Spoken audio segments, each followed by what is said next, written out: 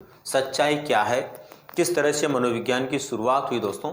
तो सच्चाई ये है कि मनोविज्ञान एक आधुनिक विषय वस्तु का विज्ञान जरूर है। आधुनिक समय के अंदर इसकी विषय वस्तु जो है वो व्यापक हो गई है, बड़ी हो गई है, लेकिन इसका जन्म बहुत पहले हो गया था। इसका जन्म आज से लगभग 2500 वर्ष पहले हो गया था दोस्तों। भले ही इसकी वर्तमान विषय वस्तु नवीन है। एबिंगहास नामक विद्वान ने इस संदर्भ में लिखा है कि वर्तमान मनोविज्ञान वास्तव में नया है, एक नया विज्ञान है, लेकिन इसका इतिहास बहुत पुराना है। बहुत पुराने समय से ये चला आ रहा है। ये विचार किसके द्वारा दिए गए थे? एबिंगहास के द्वारा दिए गए थे। तो इसका मतलब हमें इस बात को बिल्कुल भी नकारना नहीं चाहिए कि मनोविज्ञान आधुनिक विषय है, क्योंकि सच है कि जिस मनोविज्ञान को आज हम पढ़ते हैं ये आधुनिक ही मनोविज्ञान, आधुनिक विषय वस्तु है, लेकिन इसकी जड़ें बहुत पुरानी हैं। बहुत पहले से इसकी अवधारणा आ गई थी और धीरे धीरे डेवलपमेंट के द्वारा ये अवधारणा यहाँ तक पहुंची। दोस्तों, आप सब लोग अभी जो मुझे सुन रहे हैं, एवरेज में बात करूं तो लगभग 20 साल से ज़्यादा आयु के हैं, और उससे आगे की आयु की लिमिट का आपको आइडिया होगा कि वो 40 के भी हो सकते हैं, 38 के भी, 30 के भी और 25 के भी हो सकते हैं, लेकिन कम से कम 20 साल से ज़्यादा उम्र के आप लोग हैं। अब आज की तारीख के अंदर इस समय आपका माइंड, आपकी सोच, आपका दृष्टिकोण, आपकी कार्य क्षमता इतनी डेवलप हो गई है कि आप बहुत सारे कार्य एक साथ कर सकते हैं, बहुत सारे विचार एक साथ कर सकते हैं, एक बड़ी सक्सेस के लिए आप काम कर सकते हैं। कुछ दिनों बाद शिक्षक के रूप में एक विद्यालय में जाकर आप सैकड़ों बालकों को पढ़ाने वाले हैं, लेकिन आप इस बात को नहीं भूल सकते कि एक दिन वो भी था जब आपको चलना भी नहीं आता था। एक दिन वो भी था जब आपको खाना खाना नहीं आता था। एक दिन वो भी था जब आप अपने ही कपड़ों के अंदर अपने यूरिन को निकाल देते थे। इसका मतलब वो जमाना भी था जब आपको पेशाब करने के भी होश नहीं थे, और आज वो जमाना है जब आप दूसरों को मैनेज करने की स्थिति में हैं। इसका मतलब आज का जो मनोविज्ञान है वो आपकी स्टेज में आ गया है, परिपक्वता में आ गया है, लेकिन एक दिन इसका जन्म जब हुआ था तब ये शुरुआत के दौर में था। वो बहुत पहले की बात है, बहुत पुरानी बात है, लगभग 2500 वर्ष पहले की बात है। तो कैसे दोस्तों इसकी शुरुआत हुई, उसको लेकर के हम एक बार चर्चा करते हैं। दोस्तों, सबसे पहले इस संसार के अंदर मनुष्य ने 2 शब्दों को लेकर के सोचना शुरू किया। मनुष्य की जो सोच थी वो इन 2 शब्दों पर टिकी हुई थी, एक तो ईश्वर और दूसरा प्रकृति। मनुष्य ने इसके अलावा किसी और दिशा के अंदर अपना ध्यान नहीं लगाया। मनुष्य ने केवल और केवल किन 2 शब्दों पर ध्यान लगाया? 2 शब्दों पर। फर्स्ट नंबर पर ईश्वर क्या है और सेकंड नंबर पर प्रकृति क्या है। ईश्वर और प्रकृति को लेकर के ही मनुष्य ने सबसे पहले अपना विचार किया, और ईश्वर और प्रकृति को लेकर के ही जब मनुष्य ने सबसे पहले अपने विचार को आगे बढ़ाया तो दोस्तों उसका परिणाम ये हुआ कि मनुष्य ने प्रकृति का अध्ययन शुरू कर दिया, और प्रकृति का अध्ययन शुरू करने के कारण कई प्रकार के प्राकृतिक विज्ञान पैदा हुए। कई प्रकार के प्राकृतिक विज्ञान पैदा हुए। जो प्राकृतिक विज्ञान पैदा हुए उनके अंदर रसायन विज्ञान भी हो सकता है, भौतिक विज्ञान भी हो सकता है, गणित भी हो सकता है, खगोल शास्त्र भी हो सकता है, भूगोल शास्त्र भी हो सकता है। सब कुछ ये सारे के सारे विषय किससे जुड़े हुए हैं? प्रकृति से। तो प्राकृतिक विज्ञानों का जन्म हुआ, और इन सब विज्ञानों के जन्म में सबसे बड़ा जो योगदान है, सबसे बड़ा जो सहयोग है, वो है दोस्तों किसका? दर्शन का। अब यहां पर अपने को यह भी पता होना चाहिए कि दर्शन का मतलब क्या होता है, दर्शन क्या होता है। तो दोस्तों, दर्शन का मतलब होता है, दर्शन का अभिप्राय होता है तर्क और चिंतन की क्षमता के द्वारा, तर्क और चिंतन की क्षमता के द्वारा किसी प्रकार की नवीन खोज के क्षेत्र में या की दिशा में आगे बढ़ना। किसमें आगे बढ़ना? खोज की दिशा में आगे बढ़ना। जब भी एक व्यक्ति तर्क और चिंतन के माध्यम से कोई नवीन खोज की दिशा में अपने कदम बढ़ाता है या नवीन खोज की दिशा में आगे बढ़ता है, तो दोस्तों वो अपने आप में क्या होता है? उसका दर्शन होता है। और ये अपने को ध्यान में रखना है कि दर्शन जो है उसी दर्शन का परिणाम है मनुष्य ने ईश्वर के बारे में और प्रकृति के बारे में सोचा, और उसी का परिणाम है दोस्तों इसी दर्शन का कि उससे प्राकृतिक विज्ञानों का जन्म हुआ। इसका मतलब अपने को ये अच्छी तरह से ध्यान में रखना है कि सबसे पहले जो विषय संसार में पैदा हुआ, जो विषय वस्तु संसार में आई, उस विषय वस्तु को हम क्या कह सकते हैं? दर्शन कह सकते हैं। यही वजह है कि प्राचीन काल के जितने भी शिक्षाविद हैं, शिक्षा शास्त्री हैं, उन लोगों को हम दार्शनिक कहते हैं। उन लोगों को हम किस रूप में जानते हैं? दार्शनिक के रूप में जानते हैं। हजारों वर्षों पहले के जितने भी लोग हैं उनको हम दार्शनिक के रूप में इसीलिए जानते हैं कि उस समय उनके सामने केवल तर्क करना, चिंतन करना, सोचना, विचारना और एक निश्चित परिणाम को प्राप्त करना, बस यही कार्य होते थे। और उन्हीं के माध्यम से वो नए नए प्रकार की, विशेष प्रकार की विषय वस्तु को प्राप्त करने में सफल होते थे। इसलिए सबसे पहले दर्शन का जन्म हुआ। ठीक है। अब दोस्तों जो दर्शन का सबसे पहले जन्म हुआ, इसी दर्शन से जुड़े हुए कुछ विद्वानों ने कुछ ऐसे कार्य कर दिखाए कि उनके कार्यों के आधार पर हमारे मनोविज्ञान का भी जन्म हुआ। तो वो कैसे हुआ? देखिए, सबसे पहले यूनान क्षेत्र में जो है 3 दार्शनिक एक निश्चित क्रम में कार्य करते हुए मनोविज्ञान की उत्पत्ति में योगदान देने वाले लोगों में महत्वपूर्ण व्यक्तित्व के रूप में स्थापित हुए। ये 3 व्यक्ति कौन थे? सबसे पहले नंबर पर थे सुकरात, दूसरे नंबर पर थे प्लेटो और तीसरे नंबर पर थे अरस्तु या एरिस्टोटल। दोस्तों, सुकरात जो थे ये दुनिया के पहले व्यक्ति थे जिन्होंने एक विचार दिया था, और वो विचार क्या था? इन्होंने कहा था कि हे मनुष्य, तू किसको खोजना चाहता है? तू किसको खोजना चाहता है? अभी थोड़ी देर पहले अपन बात कर रहे थे, मनुष्य किसको खोजना चाह रहा था? ईश्वर और प्रकृति को जानना चाह रहा था। ईश्वर क्या, प्रकृति क्या है, इसको समझना चाह रहा था। तो यहां पर सबसे पहले सुकरात ने विचार दिया था कि हे मनुष्य, तू किसको खोजना चाह रहा है? जिसको खोजना चाह रहा है उसका तुझे तब पता चलेगा या तब तू खोज पाएगा, कब? जबकि तू अपने आप को खोज लेगा। इसका मतलब सुकरात दुनिया के पहले व्यक्ति थे जिन्होंने कहा था कि मनुष्य को पहले खुद का अध्ययन करना चाहिए, मनुष्य को खुद के बारे में सोचना चाहिए, अपने आप के बारे में सोचना चाहिए। और दोस्तों, सुकरात का जो ये विचार था, जो ये कहा गया था मनुष्य को मनुष्य का अध्ययन करना चाहिए, इसी विचार का प्रभाव इनके शिष्य प्लेटो पर आया। और दोस्तों, सुकरात के विचारों का प्रभाव जब इनके शिष्य प्लेटो पर आया तो प्लेटो ने सबसे पहले विचार किया और कहा कि मनुष्य को मनुष्य का अध्ययन करना इसलिए जरूरी है कि संसार के अंदर 3 चीजें हैं। कौन कौन सी? ईश्वर, प्रकृति और मनुष्य। ईश्वर, प्रकृति और मनुष्य, ये 3 चीजें हैं। और ये तीनों आपस में एक दूसरे से बंधी हुई है, आपस में एक दूसरे से जुड़ी हुई है, और इस तरह से जुड़ी हुई है कि इनको हम एक दूसरे से अलग नहीं कर सकते। पहली बार ऐसा विचार किसके द्वारा दिया गया? प्लेटो के द्वारा दिया गया। प्लेटो ने पहली बार ये विचार देते हुए कहा कि ईश्वर, प्रकृति और मनुष्य ये आपस में एक दूसरे से बंधे हुए हैं, जुड़े हुए हैं, ये अलग अलग नहीं हो सकते। यदि इनमें से किसी भी एक को हम अलग कर देते हैं तो ये सारे के सारे खत्म हो जाएंगे, इनका अपना कोई अस्तित्व नहीं बचेगा। ये विचार पहली बार किसके द्वारा दिए गए दोस्तों? प्लेटो के द्वारा दिए गए।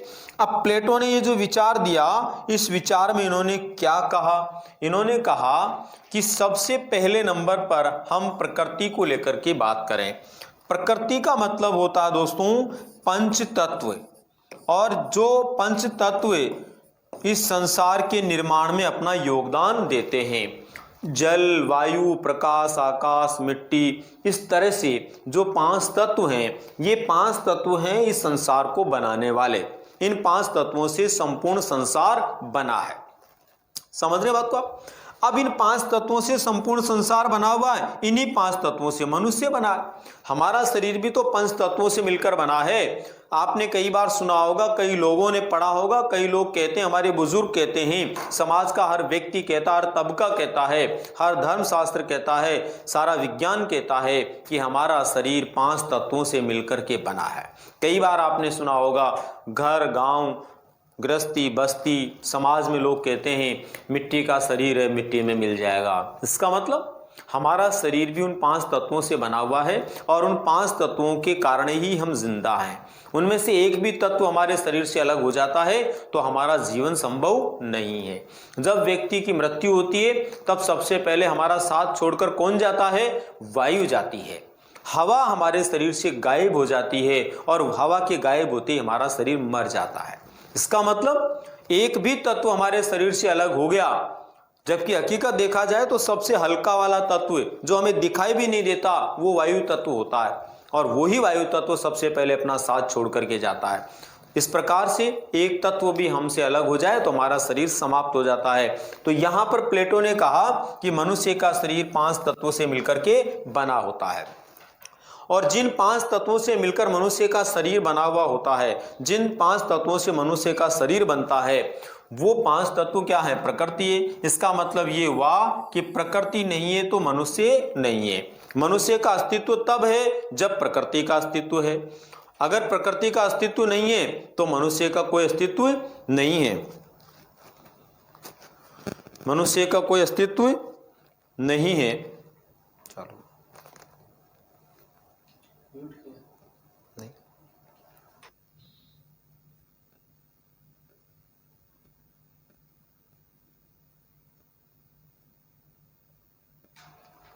ठीक है। तो प्रकृति है तो मनुष्य है, और यदि प्रकृति नहीं है तो मनुष्य नहीं है। इसका मतलब प्रकृति के जो 5 तत्व उनसे मनुष्य का निर्माण हुआ। अब देखो इस बात को आगे कैसे बढ़ाया प्लेटो ने। प्लेटो ने कहा कि मनुष्य जो है इसमें आत्मा पाई जाती है। मनुष्य में क्या पाई जाती है? आत्मा पाई जाती है। और आत्मा जो है संसार के अंदर जिस प्राणी में पाई जाती है वो मनुष्य है। और मनुष्य में जो आत्मा पाई जाती है, इस आत्मा में भावनाएं पाई जाती है, और जो भावनाएं होती है, इन भावनाओं के कारण मनुष्य किसी परम सत्ता को ईश्वर कहता है। मनुष्य में आत्मा निवास करती है। यह विचार किसका है दोस्तों? प्लेटो का। प्लेटो ने कहा प्रकृति के 5 तत्वों से मनुष्य बना है। मनुष्य जो होता है उसमें आत्मा पाई जाती है, आत्मा निवास करती है, और जो आत्मा होती है वो अपने आप में भावनाओं का भंडार है। हमारे अंदर जितनी भी भावनाएं डेवलप होती है, पैदा होती है, वो सब हमारी आत्मा से होती है। इसका मतलब जो हमारे अंदर आत्मा में भावनाएं होती है, उन भावनाओं के कारण मनुष्य किसी परम सत्ता को क्या मानता है? ईश्वर मानता है।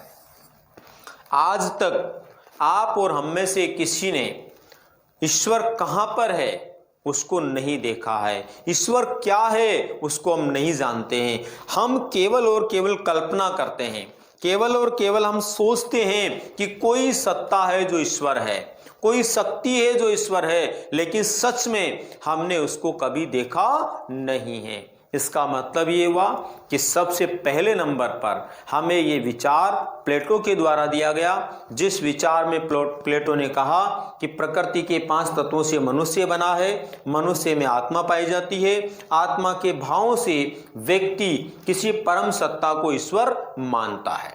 किसी परम सत्ता को क्या मानता है? ईश्वर मानता है। इसका मतलब ये हुआ कि ईश्वर जो है वो एक मानवीय या मनुष्य की आत्मा के भावों का परिणाम है।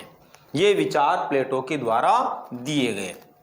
उसके बाद में प्लेटो के द्वारा जो ये विचार दिए गए, इन विचारों का प्रभाव किस पर आया? अरस्तु पर आया। अरस्तु पर जब इन विचारों का प्रभाव आया तो अरस्तु दुनिया के पहले व्यक्ति थे जिन्होंने अपने गुरु के विचारों से प्रभावित होकर के आत्मा का अध्ययन शुरू कर दिया। यानी सबसे पहले जो विचार शुरू हुआ वो सुकरात से शुरू हुआ। सुकरात ने पहली बार कहा मनुष्य को मनुष्य का अध्ययन करना चाहिए। उसका प्रभाव इनके शिष्य प्लेटो पर आया और प्लेटो ने कहा ईश्वर प्रकृति मनुष्य सब एक हैं, इनको अलग नहीं किया जा सकता।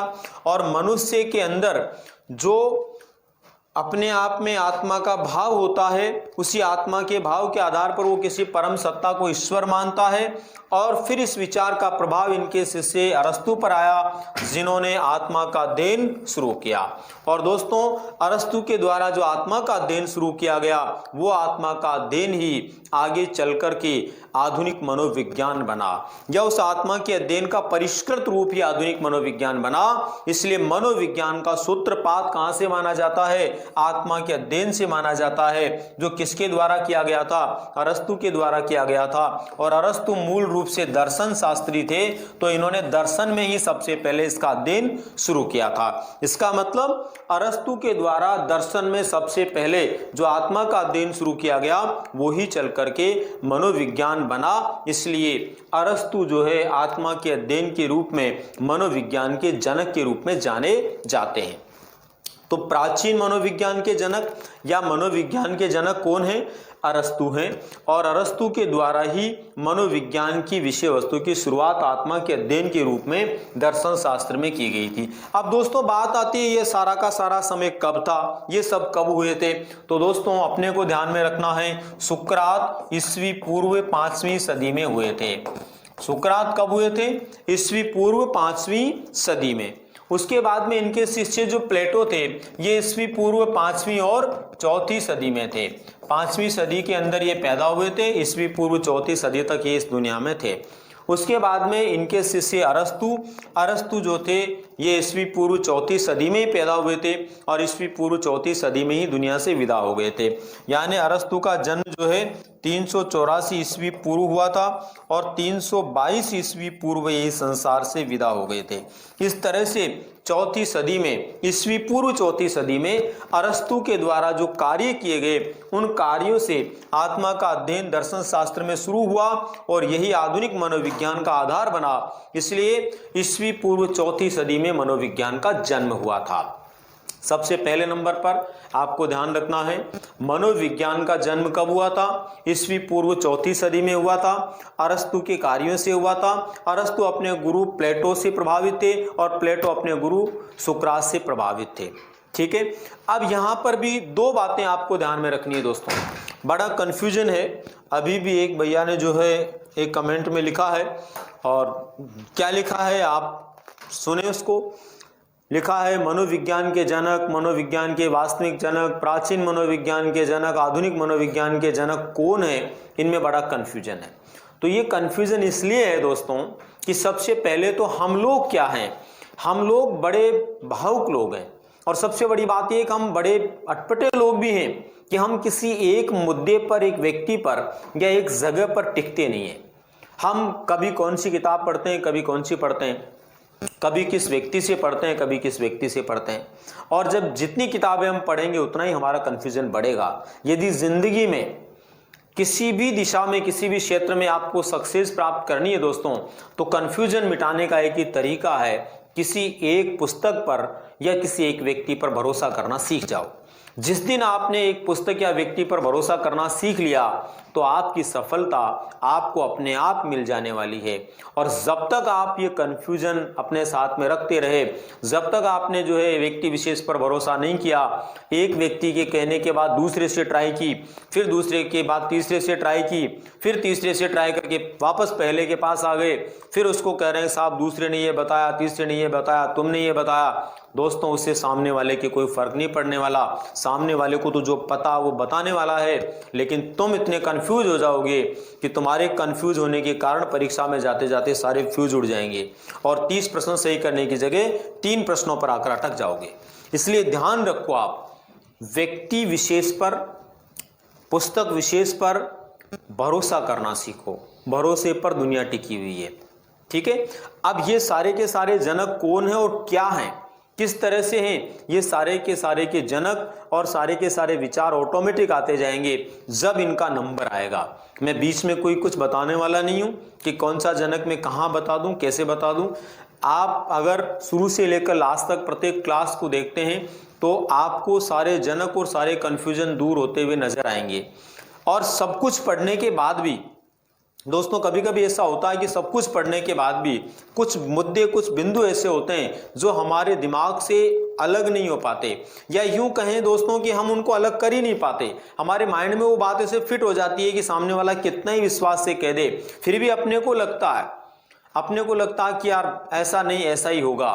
तो मेरा एक निवेदन आप लोगों से है कि परीक्षा होने तक जो मैं आपको बताऊं या जैसा मैं आपको बताता हूं उसको याद रख लेना, और परीक्षा में बिना किसी कंफ्यूजन के अगर वो प्रश्न आता है तो वो जवाब कर आना जो बताया जाता है। उसके बाद में भले आपकी मर्जी हो जो याद कर लेना, अगर आपको सफल होना है। और यदि आपको लगता है कि अभी भी 2-4 परीक्षाएं देने के बाद में हम पास हों तो आपकी जो मर्जी पड़े वो आप याद कर सकते हैं, इसमें मुझे कोई प्रॉब्लम नहीं है। तो सबसे पहले नंबर पर आप ध्यान रखें कि ये सारे के सारे जो कन्फ्यूजन है वो दूर होते चले जाएंगे।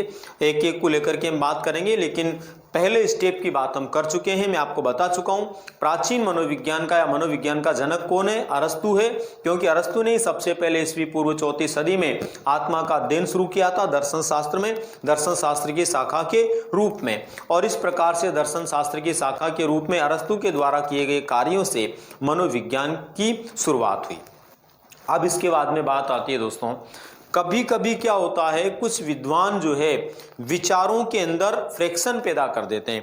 अच्छा, विचारों में फ्रैक्शन पैदा जो होता है उसके लिए ऐसा नहीं कि केवल आप और हमारे ही होता है।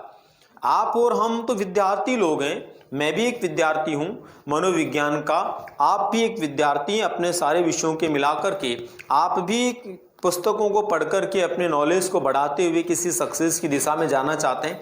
हमने भी वही किया।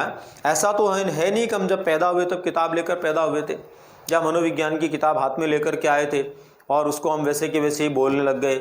हमने भी यही सीखा है। तो कन्फ्यूजन हमारे अंदर भी हो सकते हैं, प्रॉब्लम हमारे अंदर भी क्रिएट हो सकती है, लेकिन उस कन्फ्यूजन को दूर करने के लिए दोस्तों हमें कुछ बातों पर गौर करना होता है। और वो बातें क्या है, हमें इंटरकनेक्ट करना पड़ता है, एक बात को दूसरी बात से जोड़ना पड़ता है। और जब हम इंटरकनेक्ट करते हुए जाते हैं ना विषय वस्तु को, तब समझ में आता है क्या सही है और क्या गलत है। हम लोग ज्यादातर, आप जैसे विद्यार्थी लोग क्या करते हैं, किताब के अंदर ऊपर ऊपर की बात को पढ़ लेते हैं, उसी व्यक्ति का संबंध दूसरी जगह कहां से है उसको अपन इंटरकनेक्ट नहीं कर पाते, तो हमारे अंदर कंफ्यूजन डेवलप होते हैं। अगर आप उसको जोड़ते हैं तो आपको ये बात समझ में आ जाती है क्या सही है और क्या गलत है, फिर किसी को कहने की जरूरत नहीं पड़ती है। तो यहां पर अपने को ध्यान में रखना है कि यहां पर मनोवैज्ञानिक लोग हैं वो भी कभी कभी एक मत नहीं होते, और वही वजह है कि एक जो मनोवैज्ञानिक है विशेष रूप से, जिसको हम किस रूप में जानते हैं, कॉलसनिक के रूप में, उन्होंने एक विचार दिया था कॉलसनिक ने। और वो विचार क्या दिया था, उन्होंने विचार दिया था दोस्तों कि जब अरस्तु ने आत्मा का अध्ययन शुरू किया और अरस्तु के द्वारा जो आत्मा का अध्ययन शुरू करवाया गया, वो आत्मा का अध्ययन आगे चलकर के मनोविज्ञान बना। और उस आत्मा के अध्ययन की शुरुआत करने के कारण हम अरस्तु को मनोविज्ञान का जनक मानते हैं। तो सच्चाई कुछ और है। कैसे और है, क्योंकि जिस आत्मा का अध्ययन अरस्तु ने शुरू किया, वो आत्मा शब्द तो सबसे पहले प्लेटो के द्वारा दिया गया। भाई, आत्मा की अवधारणा सबसे पहले किसने दी, प्लेटो ने दी। तो कॉलसनिक नामक विद्वान का ये मानना है, कॉलसनिक का ये कहना है कि भले ही अरस्तु ने आत्मा का अध्ययन शुरू किया हो, लेकिन आत्मा शब्द पहली बार किसने दिया, और पहली बार किसने कहा, आत्मा ही परमात्मा है, आत्मा सो परमात्मा। तो दोस्तों पहली बार ये विचार किसके द्वारा दिया गया था, कॉलसनिक के द्वारा दिया गया था कि पहली बार आत्मा ही परमात्मा जो है ये प्लेटो ने कहा। इसलिए मनोविज्ञान का वास्तविक जनक कौन होना चाहिए, प्लेटो होना चाहिए। तो कभी कभी ऐसा प्रश्न भी अपने को पूछा जा सकता है, क्या पूछा जा सकता है कि किस विद्वान के अनुसार मनोविज्ञान के वास्तविक जनक प्लेटो हैं। तो यहाँ पर अपना उत्तर होगा कॉलसनिक। या फिर अपने को पूछा जा सकता है कॉलसनिक के अनुसार मनोविज्ञान के जनक कौन है, तो फिर उत्तर होगा प्लेटो। तो ये दो चीजें हैं जो आपको ध्यान में रखनी है। सबसे पहले नंबर पर किस तरह से मनोविज्ञान की शुरुआत हुई, और दूसरे नंबर पर किसके अनुसार जो है प्लेटो जनक है और बाकी के अनुसार कौन जनक है। तो यहाँ पर अपने को इस बात को बिल्कुल नहीं भूलना है। मनोविज्ञान जो है इसकी शुरुआत कब हुई? मनोविज्ञान की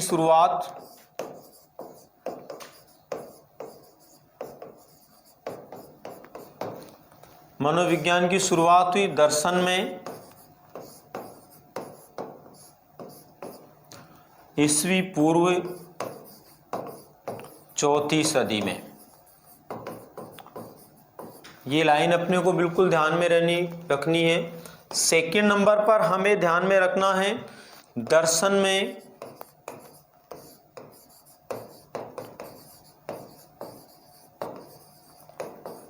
शुरुआत किस रूप में हुई?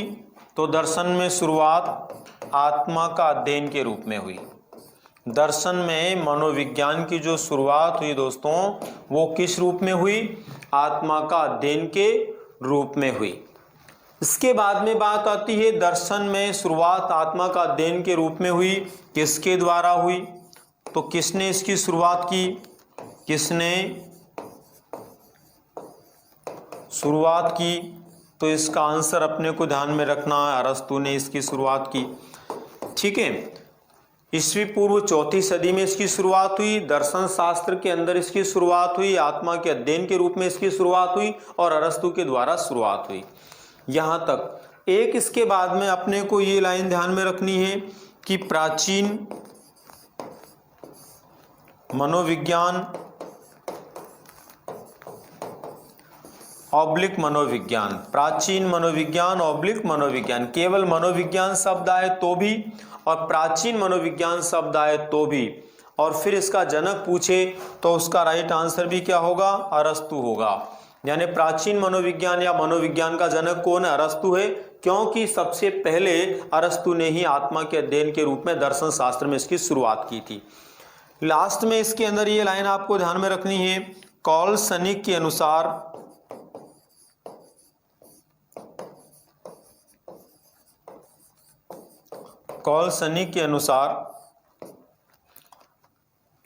वास्तविक जनक कौन है? वास्तविक जनक, तो दोस्तों कॉलसनी के अनुसार वास्तविक जनक किसको माना गया है? प्लेटो को माना गया है। और प्लेटो को क्यों माना गया है, मैं फिर एक बार रिपीट करता हूं, इसलिए माना गया है कि कॉलसनी का मानना है कि जिस आत्मा का अध्ययन अरस्तु के द्वारा शुरू किया गया, उस आत्मा की अवधारणा सबसे पहले प्लेटो के द्वारा दी गई थी। इसलिए आत्मा के अध्ययन का वास्तविक हकदार कौन बनता है? प्लेटो बनता है। इसी आधार पर कॉलसनिक ने यह विचार दिया। हालांकि कॉलसनिक के अलावा इनके इस विचार को दूसरा कोई मनोवैज्ञानिक नहीं मानता है। तो अपने को यह भी ध्यान में रखना है कि ये विचार केवल और केवल किसके अनुसार है? कॉलसनिक के अनुसार।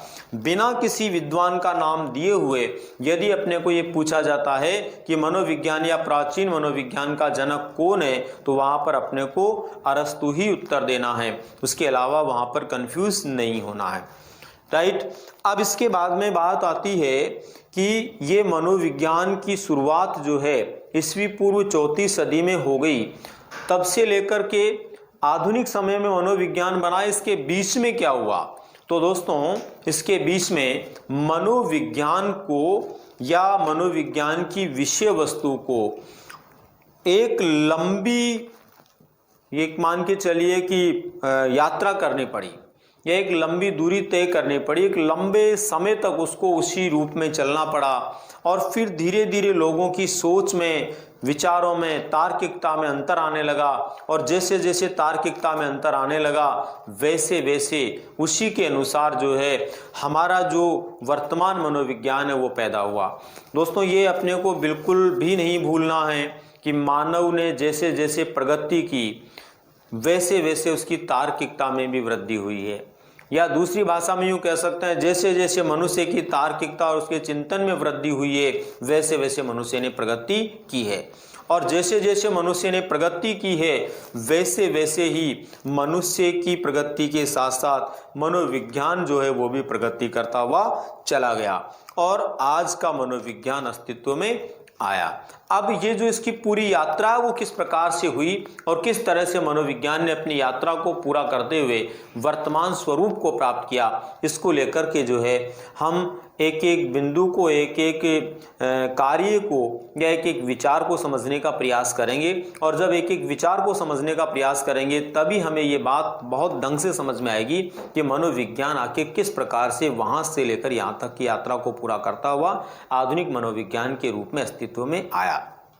यहाँ पर अपने को उस यात्रा को लेकर के जब बात करनी है तो उसमें हम कौन कौन से स्टेप को लेकर के विचार करने वाले हैं। सबसे पहले नंबर पर तो दोस्तों हमें इस बात को ध्यान में रखना है कि ईस्वी पूर्व चौथी सदी से लेकर के 16वीं सदी तक जो आत्मा के अध्ययन की विषय वस्तु थी या जो आत्मा का अध्ययन था, इस आत्मा के अध्ययन की विषय वस्तु को लेकर के किसी प्रकार का कोई परिवर्तन नहीं हुआ, यानी परिवर्तन शून्य रहा, कोई किसी प्रकार का परिवर्तन इसमें नहीं हुआ। जो अरस्तु ने आत्मा का अध्ययन शुरू किया दर्शन शास्त्र में, उसी के अनुसार 16वीं सदी तक वो विषय वस्तु चलती आई।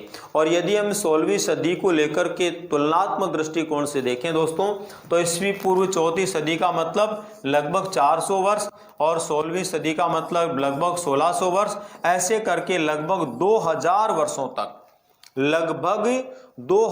वर्षों तक किसी प्रकार का कोई परिवर्तन नहीं हुआ। और वैसा का वैसा जो जैसा शुरू हुआ वैसा का वैसा ही जो है आत्मा का अध्ययन लोग दर्शन के अंदर करते हुए आ गए।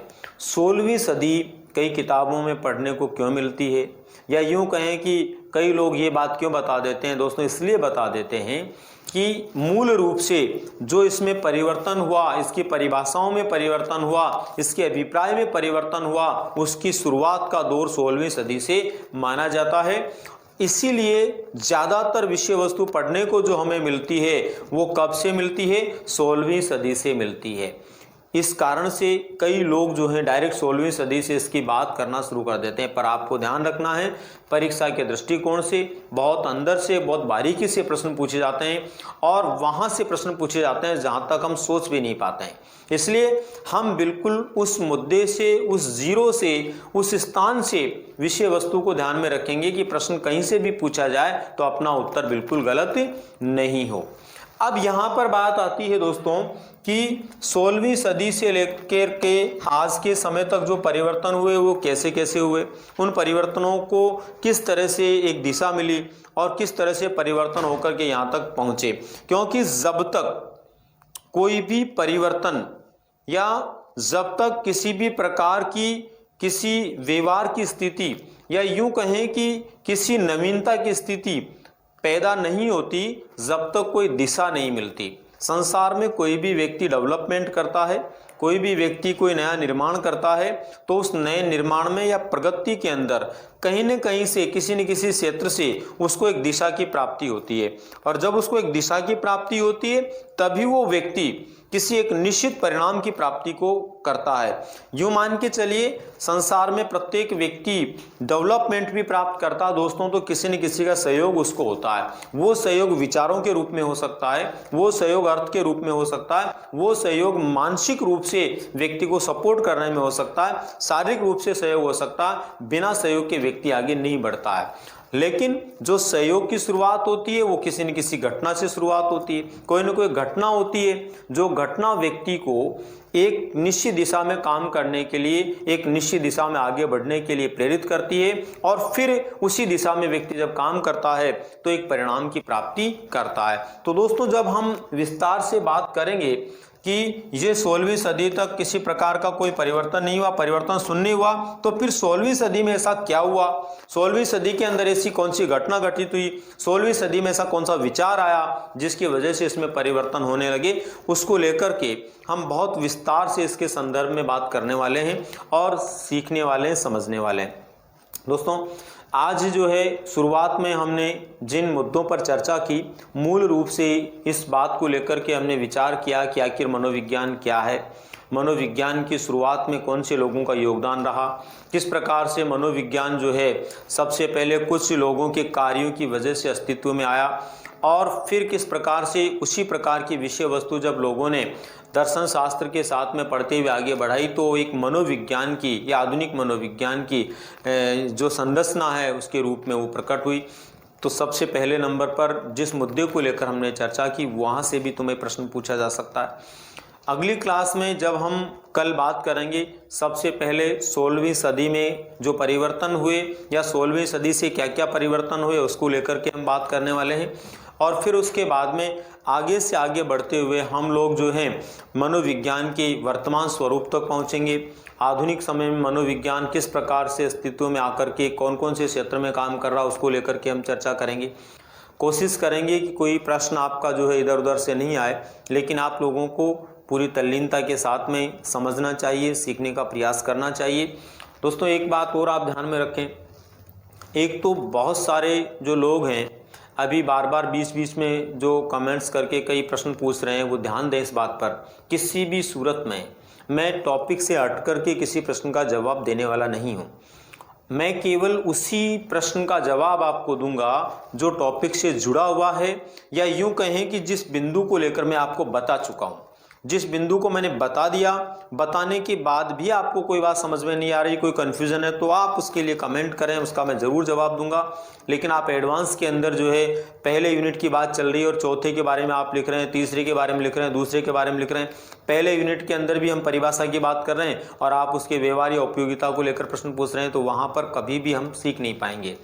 और आप तभी सीख पाएंगे या तभी आप लोग जो है इस विषय को लेकर व्यवहार कुशल हो पाएंगे जब आप एक एक बिंदु को सुनने और सीखने का प्रयास करेंगे। दोस्तों, कभी कभी क्या होता है, दो तरह के विद्यार्थी होते हैं परीक्षा के अंदर। एक वो विद्यार्थी होता है जो समझदार होता है, एक वो विद्यार्थी होता है जो अतिरिक्त समझदार होता है। जो समझदार होता है वो उस परीक्षा में पार लग जाता है, निश्चित रूप से सफल हो जाता है। लेकिन जो अतिरिक्त समझदार होता है या यूं कहें कि और कॉन्फिडेंट होता है, वो कभी भी उस परीक्षा के अंदर न तो खुद पार लगता और न ही वो दूसरों को पार लगने देता। वो खुद के लिए भी घातक होता है और दूसरे के लिए भी घातक होता है। इसलिए इस बात को आप अच्छी तरह समझ लें कि आप किसी बात को एडवांस नहीं लें और साथ ही साथ में ज़बरदस्ती अपने दिमाग को चलाकर कुछ जोड़े नहीं। ये भी मैं आपको बता देता हूँ दोस्तों, मनोविज्ञान एक ऐसा विषय है जो तुम्हारे घर का विषय नहीं है, या ये समझें कि दूसरे विषयों की तरह नहीं है कि तुमने तुम्हारे हिसाब से कुछ भी बोल दिया हो जाएगा। इसका एक सूत्र काम करता बहुत बड़ा, वो ये है कि जो तुम्हें लगता है वो होता नहीं है और जो होता है वो तुमको लगता नहीं है। इसलिए इसको समझना ही पड़ेगा। ज़बरदस्ती अपने दिमाग को इधर उधर लगा करके ज़बरदस्ती उल्टे सीधे ज्ञान को अपने दिमाग में नहीं भरना है। अगर आपको वास्तव में मनोविज्ञान के प्रश्नों को हल करना है, वास्तव में यदि इस परीक्षा के अंदर आपको पार जाना है, तो ये तय है दोस्तों, आपको समझना ही पड़ेगा, आपको सीखना ही पड़ेगा। और आप सीखने के बाद में स्वतः ही पारंगत हो जाएंगे कि फिर आपका दिमाग उसी दिशा में काम करेगा, उसी क्षेत्र में काम करेगा, उसी को आप सीख पाएंगे। चलिए